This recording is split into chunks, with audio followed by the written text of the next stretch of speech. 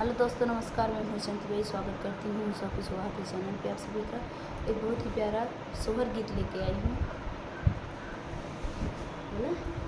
नमस्ते, प्रणाम। मैं हूँ आपकी वंदना। स्वागत करती हूँ उषा कुशवाहा के चैनल पे आप सभी का। तो फ्रेंड, हम लोग एक प्यारा सा छोटा सा सोहर गीत लेके आए हैं। कैसे लगेगा कमेंट बॉक्स में बताइएगा, और दीदी के चैनल को ज़्यादा से ज़्यादा सपोर्ट करिएगा फ्रेंड, उषा दीदी के चैनल को।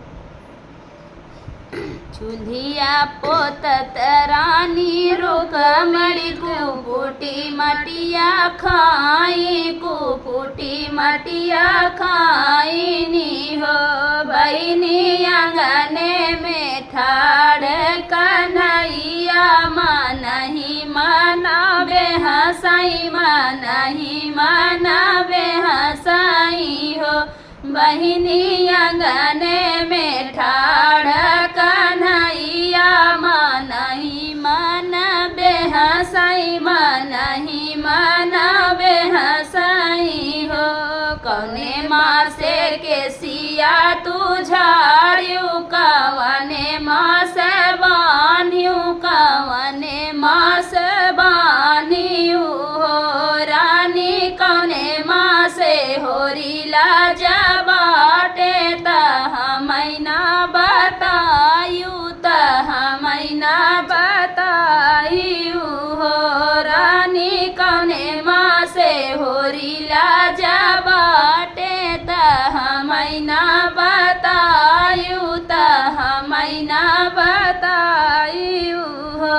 माघे माँ से के सिया मैं झार्यू, माघे है माँ से बान्हेऊ, माघे है माँ से बान्हेऊ हो स्वामी, माघे माँ से होरी लाजा बाटे तो है न जनाए, तो है न जनाए हो स्वामी, माघे माँ से होरी लाजा बाटे तो है न जनाए, तो है न जनाए हो।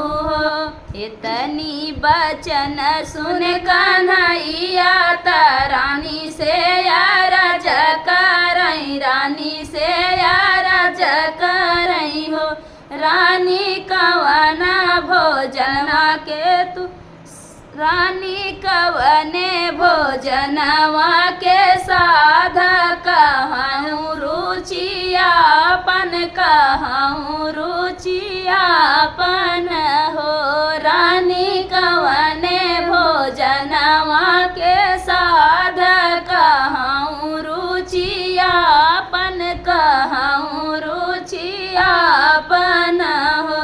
इतनी बचन सुनी रानी राजा से यारज करई, राजा से यारज करई हो राजा, हमारे करे मुआ के साध करे मुआ हम खाबई, करे मुआ हम खाबई हो राजा, हमारे करे मुआ के साध करे मुआ हम खाबई, करे मुआ हम खाबई हो।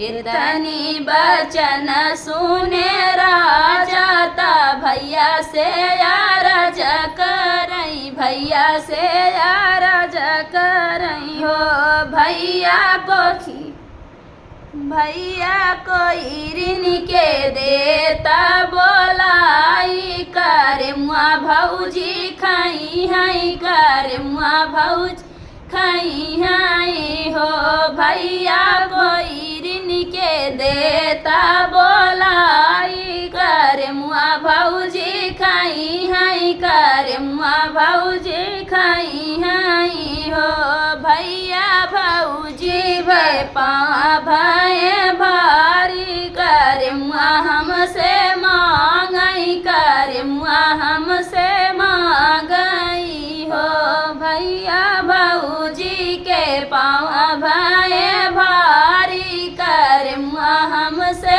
मांगई, करे मुआ हमसे मांगई हो। तो फ्रेंड, सोहर गीत आप लोगों को कैसा लगा कमेंट बॉक्स में बताना। फिर मिलते किसी नए गाने के साथ, तब तक के लिए बाय बाय दोस्तों। और आप लोग से रिक्वेस्ट है कि उषा कुशवाहा दीदी के चैनल को ज़्यादा से ज़्यादा सपोर्ट कीजिए।